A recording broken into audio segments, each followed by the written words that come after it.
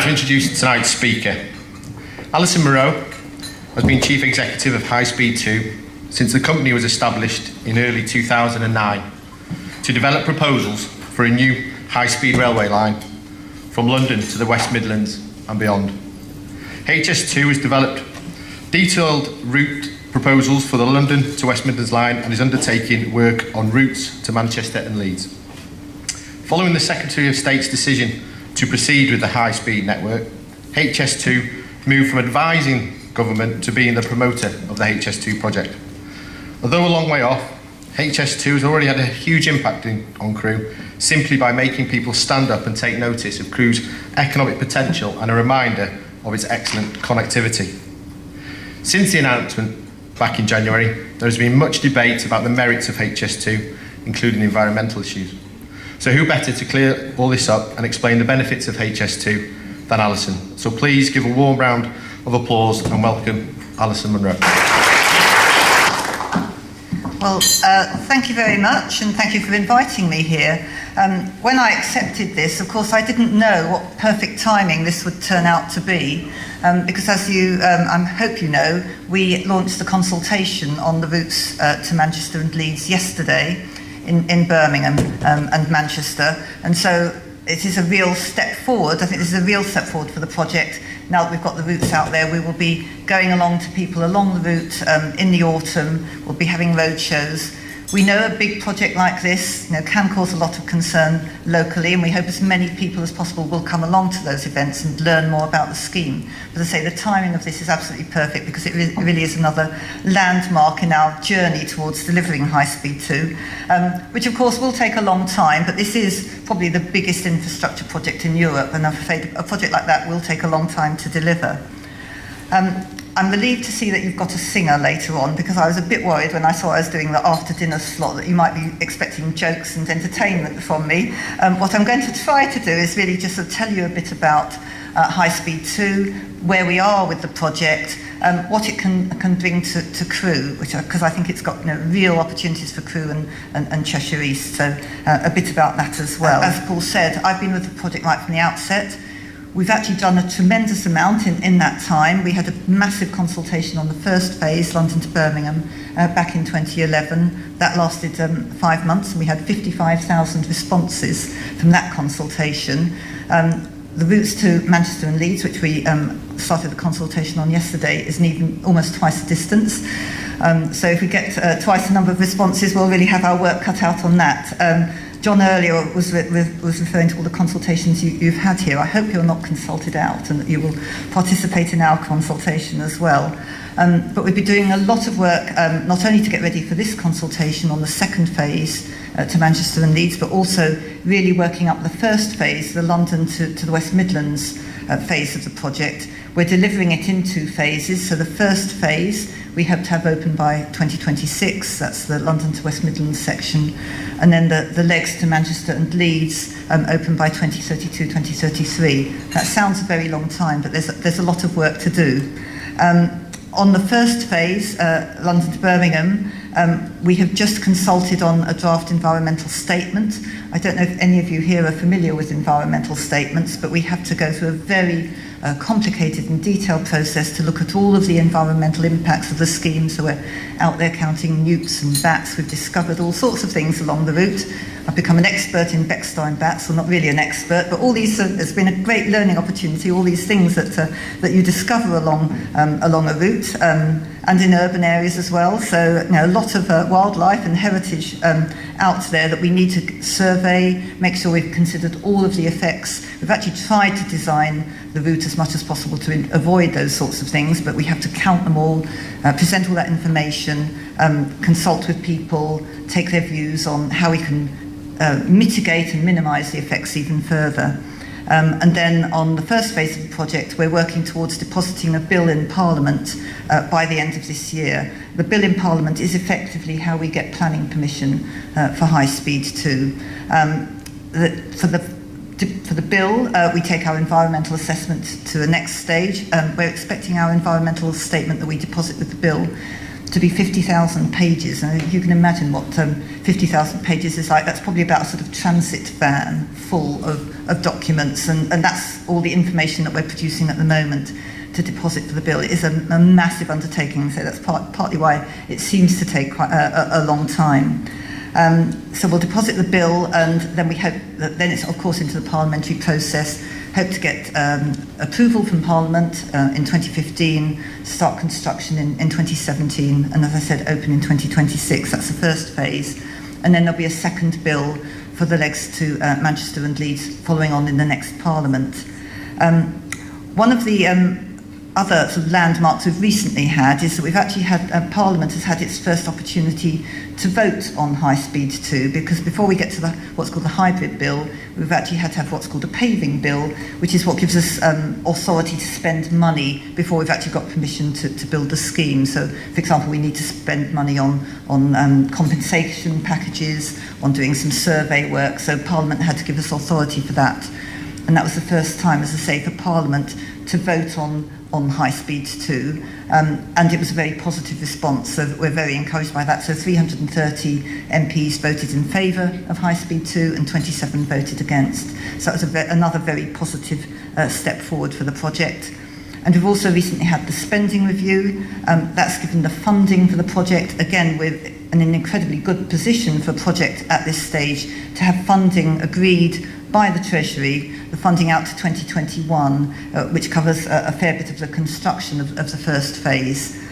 So as I say, all these things I think are all moving forward at pace. A lot of work being done, but are putting us in a very good place to make sure that this project actually happens. It is, though, as I recognise, and I'm sure you all recognise, it is a very controversial project, and I probably should say a little bit about costs, because that's caused a little bit of controversy recently. As part of looking at the spending review, the government has looked at how much they need to set aside for this project. We originally estimated the cost of the project at around £16 billion for the first phase, and it's about the same for the second phase. So this is a massive amount of expenditure. In looking at the budgets, the government has decided that it needs to set aside what we call contingency for things that may come along in the future, and that has been a significant element in increasing the cost of the project. So it's not a real cost increase, as I say, it's allowing more contingency. So that has caused quite a lot of controversy, which you've probably seen over the past couple of weeks.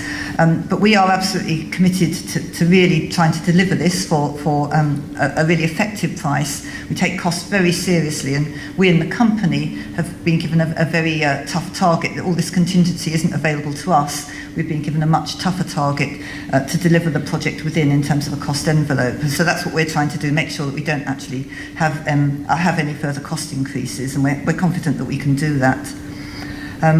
And there is obviously still a lot of controversy about the route, and again we've done a lot of talking to local people, trying to understand their concerns. The government has said it's committed to compensating people fairly where the property is affected. There'll be a consultation later this year on the compensation packages available. So again, we need to move that side of it forward as well.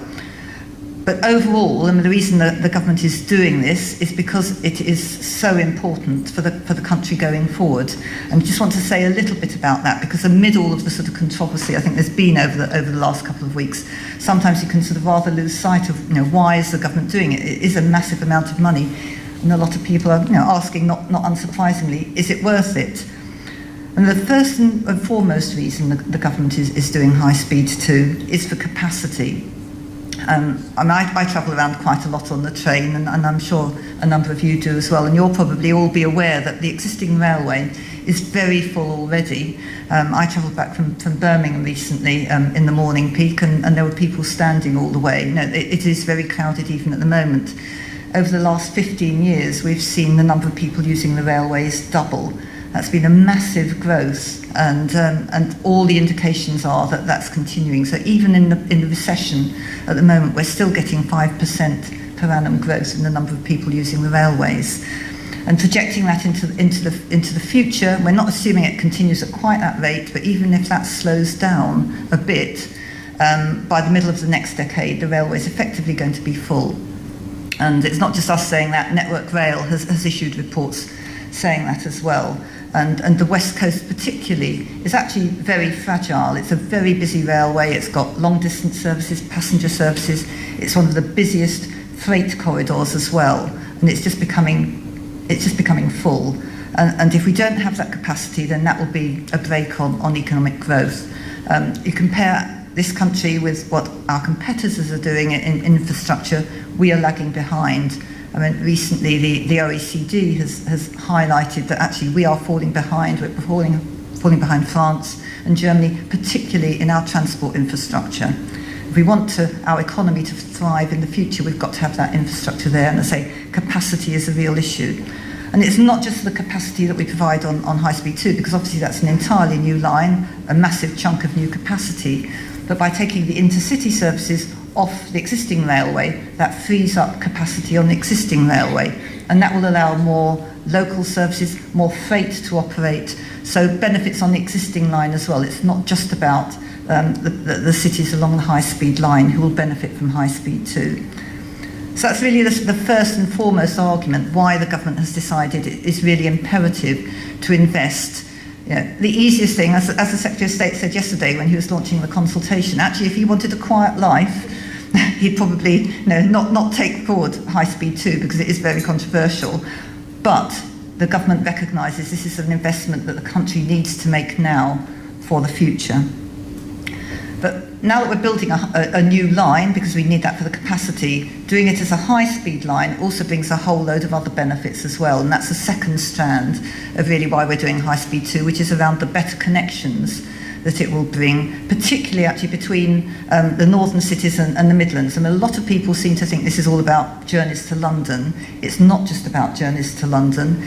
The real step change that High Speed 2 will bring will be the connections between the northern cities. So, for example, Manchester to Birmingham at the moment is a really slow journey. That will be reduced to well under an hour with High Speed 2. Leeds to Birmingham at the moment is 2 hours. That will be under an hour with High Speed 2. It's those sorts of connections that are going to be really transformed with High Speed 2. And that offers great opportunities to the cities on High Speed 2. It gives much more opportunity to their businesses, broadens their markets, their access to suppliers, broadens their labour markets. It makes those cities a much more attractive place for businesses to locate and for people to live and find work. So that brings real benefits to the cities, and we're really expecting that around our stations, we'll really see those as a sort of catalyst, the stations arriving there as a catalyst for attracting new business, new opportunities around the stations. As you know, if any of you ever go to St Pancras down London, King's Cross, what's happened around there, you can really see the effect of the arrival of the existing high-speed line, the one that connects to the Channel Tunnel, the sort of regeneration that you can get on the back of major infrastructure investment like this. So that's why the government is doing it. And what does it do for Crewe and Cheshire? Well, Crewe, I think, is in a really good place with this. I'm sure you're familiar with the network, but what it proposes is that we actually, from the high-speed line, there'll be a link at Crewe onto the West Coast. So the trains from High Speed 2 will run off the high-speed line into Crewe station, and then onwards, they can run onwards to Liverpool. A much better journey time there, so London will be 52 minutes away with the high-speed line from Crewe. But also, and Crewe obviously is already a railway town, it's already an excellent hub, and this proposal builds on the existing hub arrangements that are already there, so people can change trains. So we'll also be able to catch people from North Wales, from Cheshire, so opportunities there for people to come into Crewe and change onto the high-speed train to go to other destinations. So we're hoping as well that for Crewe particularly, this can be a real catalyst again for attracting businesses and investment into Crewe. And I was really encouraged to hear from John that you're already beginning to see some of that effect. And of course, in addition to that, we're having an infrastructure, the proposal is for an infrastructure maintenance depot south of Crewe as well. And these are all proposals at this stage. This is what is subject to the consultation. So I very much hope if you support these proposals and can see this opportunity, so you'll respond to the consultation and support that. I just wanted to say a bit too about skills and jobs, so again, which John mentioned. Again, there's a fantastic opportunity with this project in terms of skills and jobs. We estimate that by the late 2020s, when the number will be really at its peak in terms of construction, in terms of rolling stock manufacture, the trains, instead of getting ready for the operation of the railway, the people employed in the stations themselves, that will get up to about 50,000 jobs at its peak. From about 2018, about 20,000 jobs. So a massive number of jobs directly in the construction and operation of the railway itself. You here in Crewe, I think, are fantastically well placed with your experience with Bentley, with Bombardier. You have really got a lot of the skills here already. So we really want to make sure we work with you to make sure that you can actually really benefit from some of these jobs. But looking ahead, there is actually an issue here. There is a skills gap. We've been looking at how many people currently, how many graduates there are from science, technology and engineering subjects. We currently produce about 90,000 graduates a year in these subjects. About a quarter of those actually go into other jobs, so they don't go into the sort of engineering and technology centre. So it's well less than 90,000 that we're actually producing. Even at the moment, without High Speed 2, we need 100,000. And High Speed 2 is going to add to that demand. So we all actually need to be addressing this issue now of making sure that we have the skills, that we have the workforce. What we want to make sure is with all these job opportunities, as many of them as possible go to British companies and British people. So we need to make sure that our workforce is actually ready for this. I'm really encouraged. I know there's a lot going on here where you are looking at skills and making sure that the skills are there. And we're doing work in the company now as well to make sure that we can work with you. What we'd like to aspire to, Crossrail is a very good example of this. They've managed to secure that 95% of the spend on Crossrail is actually spent in the UK. That's what we want to achieve with High Speed 2, and say there's a fantastic opportunity here, but we do need to start addressing it now to make sure that we've got those skills in place. So within High Speed 2, we're actually kicking off on Monday a piece of work really looking in detail at all of the skills we will need in High Speed 2, when we'll need them, where we'll need them, a detailed analysis looking at the supply chain, so what's actually available, and then trying to work with all the other institutions who obviously have a role in this, making sure that the plans are in place so that we can have those skills there in the future. As part of that, we're developing our own education programme, so we'll be developing an education website. We actually recognise with a construction programme that goes out to 2032, we actually need to catch people young. It's the young people now who will be the people who can work on High Speed 2 in the future. So we'll be starting with the youngest children at school and targeting young people at school and teenagers to really sort of get them interested, because actually I think High Speed 2 is such a fantastically exciting project. We hope that we can really get young people interested in High Speed 2 and that way get them attracted into these professions. So we're developing a website which will be educational. It will be starting off with some really sort of interesting, fun stuff, hopefully to get people interested, but then more curriculum-based material as well that can be used by schools and training colleges, again, to say, hopefully, get people really interested in the opportunities that High Speed 2 can bring. And we hope that we too ourselves will be generating a lot of those opportunities. We hope that we'll have about 2,000 apprenticeships just on the construction of High Speed 2. If we look what Crossrail had in the Olympics, they had about 400 apprenticeships, but we're a much bigger project, so say about 2,000 apprenticeships in construction.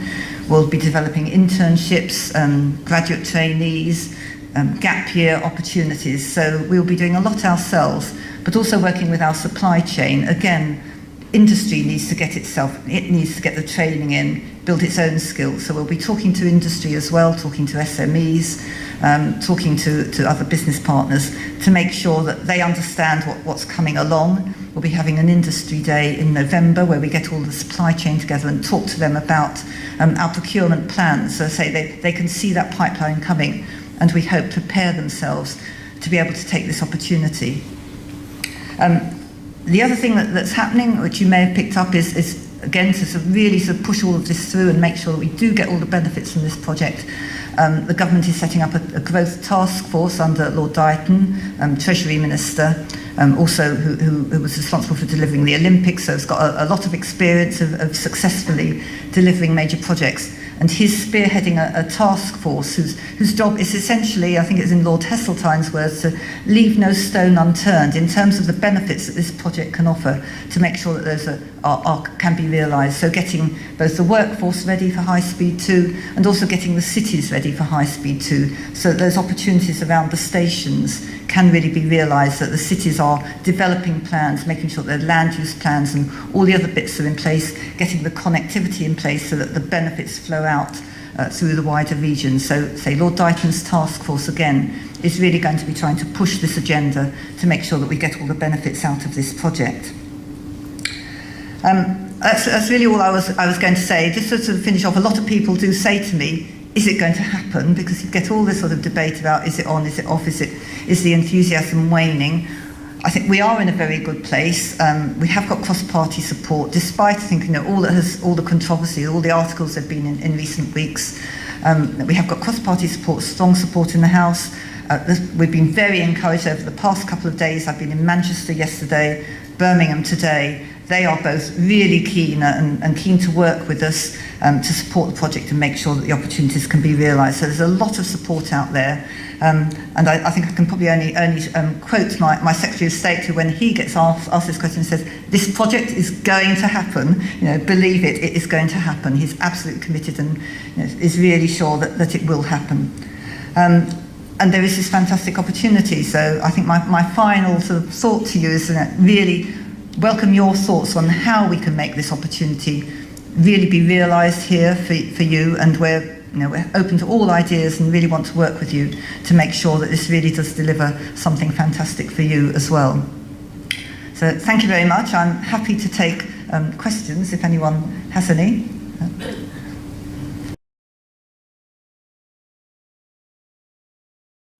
We're really sort of starting on this, we're at the early stages of it, but what we're planning, I say in the first place is some material to sort of help get children interested, so we'll have sort of games and videos and so on that will be available that schools themselves can use, but we'll also be particularly sort of focusing on the places along the high-speed routes, so particularly targeting the areas like Crewe, like all the other places along the route, to get them really interested. We're expecting that the people from the company will volunteer to go out to schools, that we'll have programmes running with schools to sort of build that interest. We'll also be producing sort of projects that schools can use. We're actually currently developing one with Birmingham. They're developing something called the Birmingham Baccalaureate, and we're actually, that's not so young, that's obviously not for such young children, but we're developing a module for that, where people, as part of this baccalaureate, can do a module that's based on a case study of High Speed 2. So those sort of materials, as I say, we'll be producing and actually working alongside the schools as well, to really sort of try to raise that interest.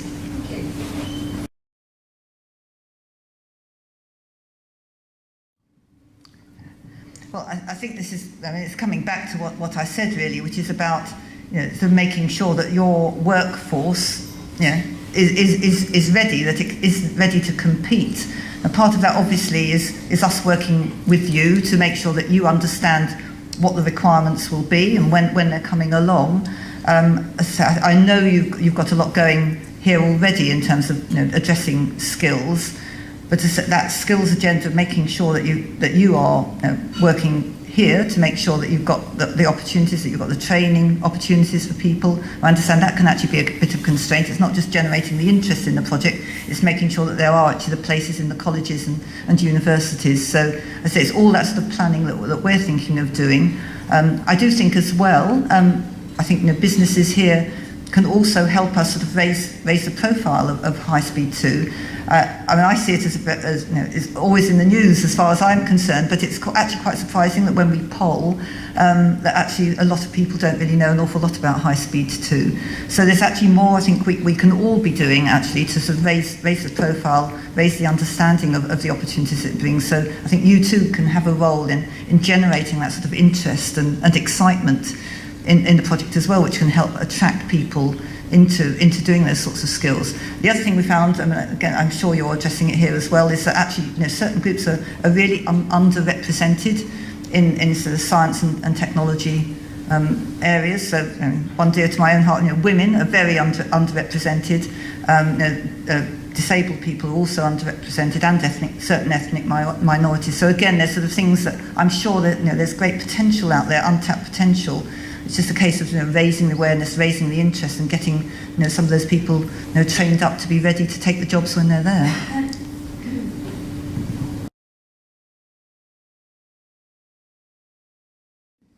Well, you're absolutely right. There's so many different parties involved who really need to pull together on this to make it really as effective as possible. At different levels, you mentioned government, across government. That's actually one of the things that Lord Dighton's task force is really designed to do, to pull together, not just within government, but within government particularly, pull together the different strands of government. So there's a real sort of focus within government, not just in transport, but say pulling in the other departments as well. We are also, we haven't actually got all the answers at the moment, but we're also working out what is the best way of actually structuring the relationships in the cities with the stations.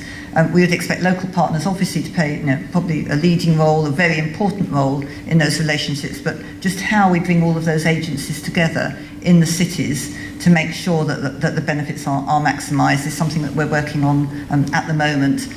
We expect that will probably come to fruition around about in the autumn. Again, we'll be talking to Lord Dighton about that, because I think his committee will also have some views on that. But we are very encouraged. Actually, a number of cities are already taking steps themselves. So, for example, in Manchester, they've established what's called a programme board that brings together, chaired by Sir Howard Bernstein, the City Council, to bring together the various players there. Sir Albert Bohr is now setting up something similar that will cover Birmingham and Solihull. So these sort of groupings are beginning to establish themselves, pulling in the various parties, and they'll probably have to be sort of tailor-made to each city, depending on the various of the players there. But certainly it's recognised that we do need those sorts of bodies to pull all the bits together and make sure that we are all working together, because it's not just us arriving in a city. You've got to have the connections. You've got to build the skills so that you get all the benefits from the station arriving in the city. So yes, you're absolutely right that those sort of mechanisms and those sort of governance structures need to be set in place.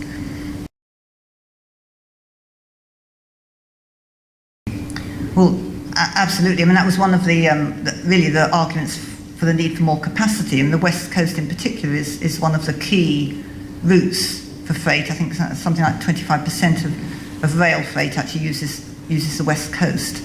And because it's so full at the moment, I mean, basically there isn't any more room for freight or for anything else. So although we won't actually have freight on High Speed 2, the way it benefits rail freight is by removing the long distance traffic from the existing railway, freeing up those paths, which certainly will offer more opportunities for rail freight. So that's really where the benefit comes. But it is an important argument which is sometimes forgotten, that there's a lot of focus on the passenger side, but it will certainly help freight as well.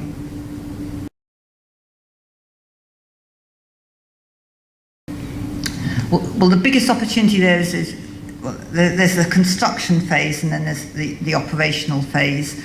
For the construction phase, we will be looking to minimise the carbon footprint during construction. So that'd be one of the aims of the project, to really keep the carbon content of construction to the minimum. Again, there's a lot we can learn from other projects like Crossrail and the Olympics, which have had similar targets to keep to reduce carbon during construction.